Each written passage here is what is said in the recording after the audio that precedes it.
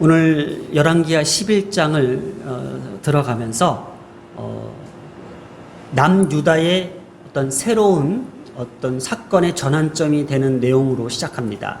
우리가 지난주까지 북이스라엘의 죄에 대한 하나님의 심판, 그리고 북이스라엘 중에서 가장 바알 숭배 사상을 널리 전파하면서 그걸 뿌리 박히게 했던 그 가문들을 완전히 척결하는 장면까지 우리가 들여다보았습니다.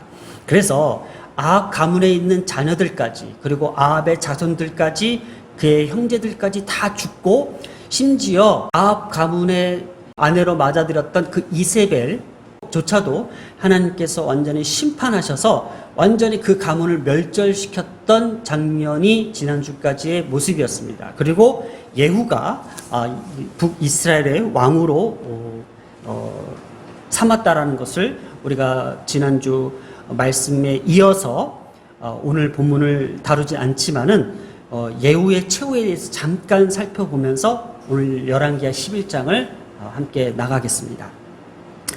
우리가 지난주는 열왕기하 30절까지 했고, 그 30절 이후에 한 그 5절에 대한 내용을 한번 살펴보면은, 지난주에 그 예후가 여호와 보시기에 정직히 행한 일도 있었습니다. 그래서 바알 제사장들과 바알을 섬겼던 자들을, 또 바알 성전을 완전히 회파하며 여호와 보시기에 참 정직한 행한 일이 있으나, 예후가 왕위를 잡고 난 후에 한 가지 지키지 못했던 또 하나의 잘못은 무엇일까? 바로 여로보암의 죄를 떠나지 않는 금송아지를 숭배하게 했던 거예요.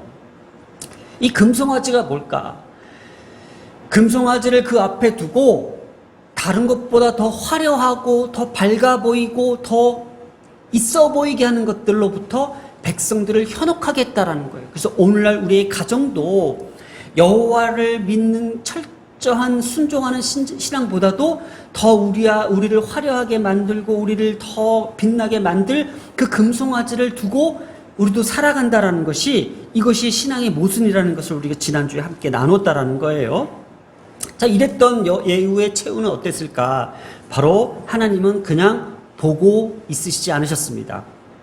아람 왕 하사엘을 통해서 이 예후가 집권했던 이 북이스라엘의 동편, 또 길르앗 온 땅, 또 갓, 루벤, 므낫세 사람들, 길르앗 모든 땅 등에 이르는 이 모든 지역까지도 완전히 넘겨버렸어요. 그래서 길르앗 바산까지 공격을 하게 만들었어요. 이렇게 예후의 최후는 그렇게 화려하지 않고, 그래서 예후가 남은 사적과 행한 일이 누렸던 권세는 이스라엘 왕조 실록에 기록되고, 예후는 사마리아에 장사되었습니다. 그리고 하나님은 약속하셨죠. 4대까지는 그 왕위를 이어가게끔 만든다고 하셨죠. 그래서 그의 아들 여호아하스가 북이스라엘의 왕이 됩니다. 그리고 예후가 사마리아에서 28년 동안 다스렸다는 것이 내용의 전부입니다. 자, 오늘 이 말씀으로 들어가서 이렇게 예후가 이 아하시아 가문까지, 그러니까 남유다의 아하시아 가문까지 그 형제들 42인을 죽임으로써 이제 아하시아의 어떤 그 남은 그 아들이 그 왕위를 이어가야 되는데, 이때 오늘 등장하는 인물 아달라가 있습니다. 자, 오늘 이 아달라에 대해서 우리가 함께 살펴봐야 되는데, 이 아달라가 누구냐라는 거예요. 자, 우리 여호사밧의 때로 한번 돌아가 볼게요. 남유다의 선왕이었던 여호사밧을 우리 기억합시다. 하나님 보시기에 참 많은 것들을 바꿔놨어요. 여호와의 율법을 계승하고 율법을 다시 돌려놓고, 또 솔로몬 때부터 지었던 모든 잘못들을 하나님 보시기에 참 아주 선을 행했던 왕인데, 한 가지 잘못한 게 있어요. 뭐예요? 아합 가문과 사돈을 맺었던 것이 있어요. 그래서 여호사밧의 아들 여호람과 아합의 딸 아달라를 혼인시켰던 거예요. 그때 이 아달라가 여호람의 부인이었어요. 그래서 이 아달라는 지금 어디에 있어요? 남유다에 있죠. 왜냐? 여호람이 죽고 난 후에 아들 아하시아가 왕위로 집권한 후에 지금 아하시아까지 죽고 난 후에 지금 아달랴가 어머니로서 혼자 남은 거예요. 그런데 이 아하시아가 아들들이 남아 있었다라는 거예요. 이때 그 아들들을 오늘 죽입니다. 누가요? 이 아달랴가. 자, 이 아달랴가 어디서부터 왔죠? 아합의 딸로서 남유다에 시집을 와서 남편 여호람이 죽고 또 아들 아하시아까지 죽고 난 후에 이 어머니가 자신이 이 남유다의 정권을 잡아서 이 남유다에 어떻게 해요? 바알 숭배를 더 굳건하게 입지를 지키기 위해서 안 되겠다. 내가 이 자리를 차지하겠다 해서 왕의 자손들을 모두 멸절하였으나, 이게 1절의 말씀입니다. 1절을 한번 봅니다. 자, 아하시아의 어머니죠. 아달랴가 그의 아들을 죽은 것을 보았습니다.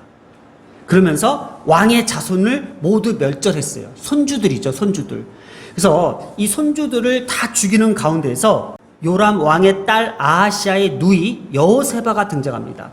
여호세밧은요, 여호람의 딸입니다. 그러니까 아달랴의 친딸이 아닌 걸로 지금 보여지고 있습니다. 왜냐하면은 오늘 이 아하시아의 누이라고 했죠. 그러면 여호람 밑에서 난 아들들, 아하시아가 죽고 난 후에 이 딸이 아하시아의 누이였던 이 여호세밧이 지금 자신의 아버지였던 아하시아의 누이였잖아요. 근데 아하시아가 죽고 나니까는 이 아하시아가 남겨준 그 아들들이 지금 아달랴를 통해서 죽고 있는 거예요. 이렇게 보니까 왕자들이 왕의 대를 이을 수가 없는 상황에 있어요. 그때에 막내 아들이었던 1살짜리 요아스가 있어요. 이 요아스를 오늘 이 여호세밧이 누이가 요아스를 빼내어서 숨겨놨던 것이 오늘 말씀의 핵심이었던 거예요. 그래서 아하시아의 막내 아들이었던 당시 1살이었던 요아스를 몰래 빼낸 사람이 여호세밧이었다라는 것을 오늘 우리가 알 수 있습니다. 자, 본문으로 들어갑니다. 자, 이렇게 해서 2절을 다시 한번 보겠습니다. 요람 왕의 딸 아하시아의 누이 여호세바가 아하시아의 아들 요아스 왕자들이 죽임을 당하는 중에 빼내어 그와 그의 유모를 침실에 숨겨 아달랴를 피하여 죽임을 당하지 아니하게 한지라. 지금 조금 전에 얘기했듯이 이 아달랴가 남유다에 시집을 와서 이 왕들이 죽어가는 것을 보면서 내가 이 자리를 탐하게 된 것 같아요. 그래서 아하시아 자기 아들까지 죽고 난 후에 남겨진 그 왕자들이 있을 거 아니에요. 이 왕자들이 대를 이어야 되잖아요. 근데 그 왕자들을 막 죽이는 가운데서 마지막 남은 1살짜리 이 요아스를 이 여호세밧이 아하시아의 누이가 보고 있었어요. 그때 얼른 숨겨가지고 그의 유모의 침실에 숨겨서 3절에 요아스가 그와 함께 여호와의 성전에 6년을 숨어 있는 동안에 뭐예요? 여호세밧 이 누이가 아하시아의 누이가 이 아하시아의 아들 요아스를 빼내어서 왕궁이 아닌 성전으로 여호와의 성전으로 옮겨서 신분을 약간 세탁한 것 같아요. 왕자로서 키운 것이 아니라 제사장이나 이렇게 키웠던 것 같아요. 왜 그러냐면 여기에 대제사장 여호야다가 나와요. 그래서 여호야다가 거의 이 요아스 왕을 전담하면서 키웠던 것 같아요. 말씀으로 키웠겠죠. 하나님의 율법으로 키웠겠죠. 여호와의 성전에서 예배하며 제사를 드리며 하나님을 경배하는 것으로 키웠겠죠. 그래서 이 요아스의 왕의 어떤 특별한 의미가 담겨져 있다는 것이 열왕기하 11장의 말씀입니다. 자, 6년을 숨어있는 동안에 아달랴가 나라를 다스렸다고 합니다. 그러니까 어떻게 해서 아달랴가 6년 동안을 다스릴 수 있을까라는 거예요. 이것이 오늘 저에게도 참 궁금증이 있는데 제 생각을 한번 좀 이렇게 비춰봅니다. 아니, 왕자들을 죽이고 난 후에 백성들이 가만히 있었을까라는 거예요. 남유다 이스라엘 백성들이요. 그런 백성들이 아니에요. 여호와의 율법을 순종하면서 여호와의 성전에서 예배를 드리고 여호와의 성전을 섬기는 자들이에요. 그런데 이방 여인이 들어와서 지금 왕자들이 이렇게 죽어난 후에 뭐 몰래 죽였겠죠. 그러면서 백성들에게 어떻게 신임을 받으면서 6년 동안을 다스릴 수 있었을까? 6년이라는 시간이 그렇게 짧은 시간이 아닌데 어떻게 6년을 다스릴 수 있을까라는 것을 제가 혼자 궁금해 봤어요. 왜 그랬을까? 왜 그랬을까? 제가 한 가지 생각드는 게 있었습니다. 이 아달랴는요, 종교적으로 이 남유다 백성들을 포섭한 거예요. 뭘로 포섭했을까? 바알 숭배를로, 다른 이방신들을 가지고, 야, 너희들이 믿는 그 여호와의 하나님의 신이 그렇게 너희들에게 풍요를 가져다 줬어? 너희들 지금 왕들을 봐봐. 왕들의 비참한 것들을 봐봐. 지금 이 바알 숭배 사상을 그들에게 포섭하는 과정에서 백성들의 무리들을 끌어모았던 것 같아요. 그러니까 6년이라는 시간 동안 이 남유다를 집권할 수 있었던 것이 아니었냐라는 거예요. 백성들의 동의가 아니고 백성들의 어떤 그런 호응이 아니면은 과연 이렇게 왕 위를 오래 지킬 수 없었다라는 거예요. 그만큼 이렇게 무서운 것이 바로 하나님의 율법을 어기며 다른 여인과 혼인 관계를 맺었던 남유다의 죄악을 지금 비춰주고 있는 거예요. 자, 이런 가운데에 드디어 이제 7째 해가 됐습니다. 7년이 되는 해에 자, 여호야다라는 인물이 등장합니다. 자, 여호야다에 대해서 한번 살펴보면은 여호와와 야다라는 알다, 체험하다라는 단어가 합성한 거예요. 그래서 여야다라는 뜻을 갖고 있어서 여호와께서 아신다라는 의미를 갖고 있어요. 그래서 남유다의 대제사장으로서 참 위대한 인물이었어요.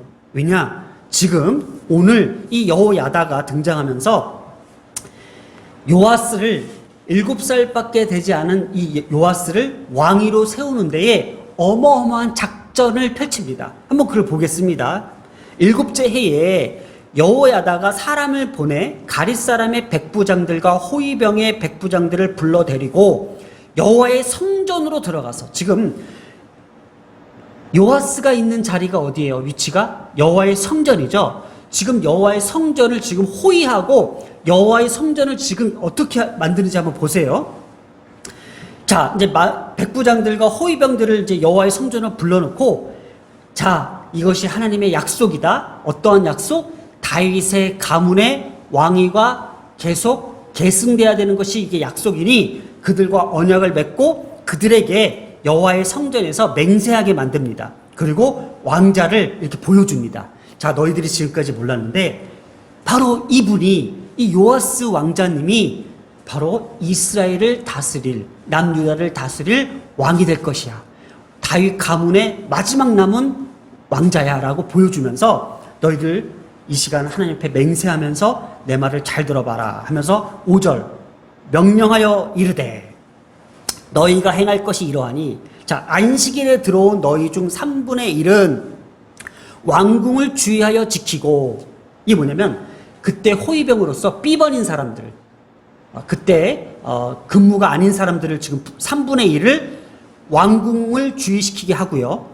왜냐하면 눈치채지 못하게, 외부에서 어떻게 눈치채지 못하게, 그리고 삐번인 다시 3분의 1은요 수루문에 있고 또 3분의 1 그 근무가 아닌 사람들을 호위대 뒤에 있는 문에 있어서 이와 같이 왕궁을 주의시키라는 거예요. 그러니까 이들은 지금 근무 때가 아니니까는 자유복장을 가지고 그 왕궁 주위를 이렇게 막 혼란시키는 거예요.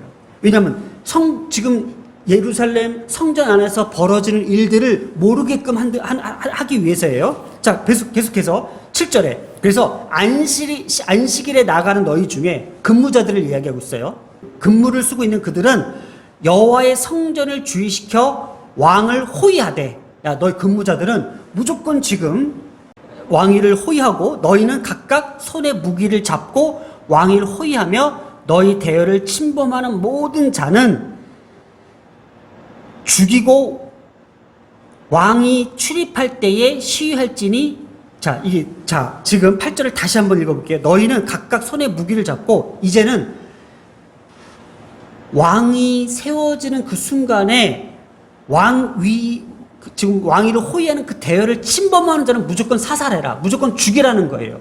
경호원들이죠, 지금은. 그리고 모든 자는 왕이 출입할 때에 그쪽을 포위하라는 거예요. 자, 이렇게 해서 12절을 한번 볼게요. 여호야다가 왕자를 이제 끌어냅니다. 그리고 왕관을 씌우고 율법책을 주고 기름을 부어 왕으로 삼음에 무리가 박수하며 왕께 만세를 부르니라. 드디어 백성들 안에서 그 안에서 왕위가 등극하는 이 장면을 보여주고 있다는 거예요. 그러니까 정식적으로 요아스를 오늘로부로 왕관을 씌우며 율법책을 주고 기름을 부어서 남유다를 통치할 다스릴 왕후를 이렇게 등극시켰다라는 것이 오늘 본문의 말씀이라는 거예요. 자, 오늘 이 말씀을 주고자 하는 이 가장 핵심적 인물에 대해서 다시 한번 봅니다. 바로 여호세밧입니다. 여호세밧. 바로 여호세밧이 여호람의 딸이었고 아달라의 친딸이 아닌 걸로 알고 있고 아하시아의 누이로서 아하시아의 막내 아들 이 요아스를 몰래 감춰서 마지막 남은 다윗의 가문을 결정적으로 그 다윗의 언약을 계승시킨 역할을 했던 인물이 이 여호세밧이었어요. 그래서 이 후에 요아스는요, 더불어 종교 개혁을 일으켰던 이 대제사장 여호야다의 아내가 되는 이 여호세밧을 오늘 우리는 볼 수 있고요. 또 이렇게 하나님의 언약의 신실성을 강조하는 이 신학적 메시지가 담겨져 있다는 것이 오늘 본문의 핵심이에요. 그게 누구 때문에? 여호세밧이라는 그 여인 한 명 때문에 하나님의 말씀, 하나님의 율법의 그 언약을 그대로 계승하게끔 만들었다는 것이 오늘 본문이에요. 왜 그랬을까요?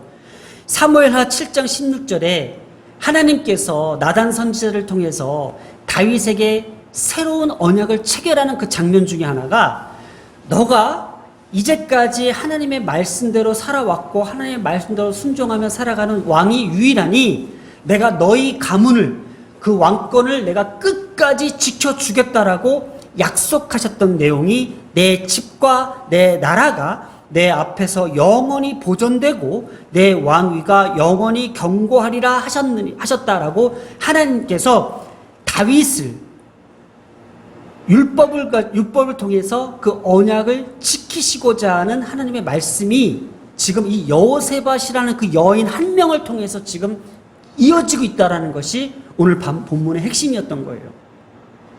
요아스를 숨김으로써 다윗의 언약이 계승되었다는 것은 남유다 역사상 아주 큰 사건이었어요. 그래서 오늘 이 말씀을 보면서 오늘 우리가 이 말씀을 좀 가슴 깊이 좀 새기고 싶은 게 한 가지가 있습니다. 하나님의 언약, 하나님의 말씀은 반드시 이루어진다라는 거예요. 다윗에게 말씀하셨던 그 약속의 말씀을 이러한 방법을 통해서라도 하나님께서 지키시고자 했던 건 무엇일까? 아달라가 그 왕들을 죽여가는 그 순간까지도 이스라엘에게는 남유다에 있어서는 암흑이었어요. 어둠이었어요. 아, 끝났구나. 아무리 인간의 악함과 인간의 계획과 인간의 탐욕과 인간의 권력과 인간의 그 종교적 핵심적 인물임에도 불구하고 그 힘을 다 쓰지 못할 만큼 하나님께서 개입하셔서 이끌어내셨던 이 구원의 사건은 바로 오늘날 우리에게도 있다라는 거예요. 하나님은요, 하나님의 백성, 하나님의 자녀들을 어떻게 해요? 숨기시고 그들을 구원하신다라는 거예요. 찾아내신다라는 거예요. 살려내신다라는 거예요. 저는요, 개인적으로 이 말씀이 저한테 주는 의미가 참 귀하다고 봐요.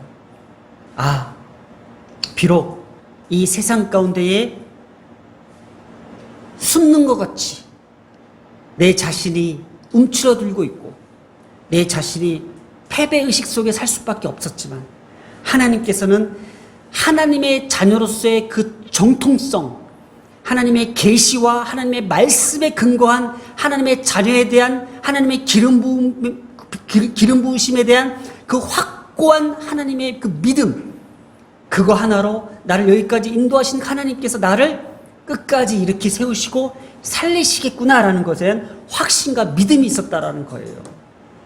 요아스도요, 그 한 살 배기밖에 되지 않았던 그 어린 그 생명도 그냥 죽음에 이를 수밖에 없었지만은 그 여호세밧이라는 한 여인을 통해서 하나님께서 건지시고 또 왕궁에서 여호야다를 통하여 율법으로 가르침을 받게 하며 그곳에서 성장하여 왕위에 이르기까지 하나님께서 지키시고 보호하셨다는 이 말씀이 참으로 오늘 우리에게는 힘이 되는 말씀이라는 거예요. 이것이 바로 하나님의 약속된 자녀들이 살아가야 될 가장 큰 용기이자 메시지가 아닌가 생각해 본다는 거예요. 이 시대 가운데에 우리는 더 이상 무엇을 더 믿어야 됩니까? 더 이상 무엇을 바라보고 살아야 됩니까?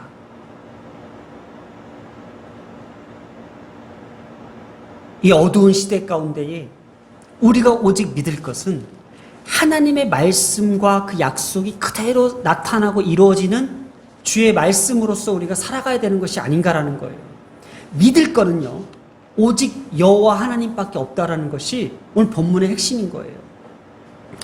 다시 한번 하나님께서 약속하신 사무엘하 7장 16절 말씀을 읽어보겠습니다.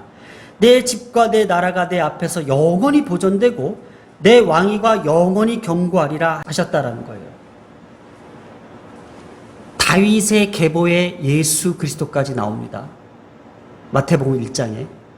이 요아스는요, 그리고 이 여호세밧은요, 예수 그리스도의 그 계보까지를 이어가는 데에 가장 중요한 위기 때에 핵심적 역할을 했던 인물이 여호세밧이었고, 그리고 이 요아스라는 거예요.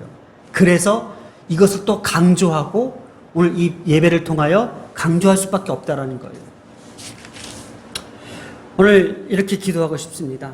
우리의 어둡고 캄캄한 시간들이 실패와 절망의 순간으로 몰아넣는 것이 아니라 우리가 숨어 살고 있고요, 우리 자신을 숨기는 것이 그것이 비굴하고 그것이 비겁하고 그것이 우리에게는 되게 자존심이고 부끄러운 일이 아니라 오히려 그 순간순간을 하나님께서는 준비하시며 그 약속들을 하나하나씩 이루어 나가시기 위해서 우리를 하나님께서 건지시겠다라는 신호일 수 있다라는 거예요. 비록 요아스가 그 죽음의 순간까지 도망가서 피한 그 순간이 사실은 되게 두렵고 떨릴 수 있으나 하나님은 당당하게 약속을 가지고 일으키시고 그 왕관을 씌우게 하며 기름 부어서 남유다의 왕으로서 온전히 등극하게 했던 그 순간을 오늘 우리는 기억해야 된다는 겁니다. 오늘 우리에게도요, 하나님은 반드시 그 약속들을 이루어내실 것입니다. 이것이 오늘 이 본문에서 주는 성경적 메시지입니다. 그래서 우리가 다른 것을 한눈 팔지 않고 오직 한 가지의 마음만을 가지고 주님만을 섬기는 우리 가족들 되길 간절히 소망합니다. 기도하겠습니다.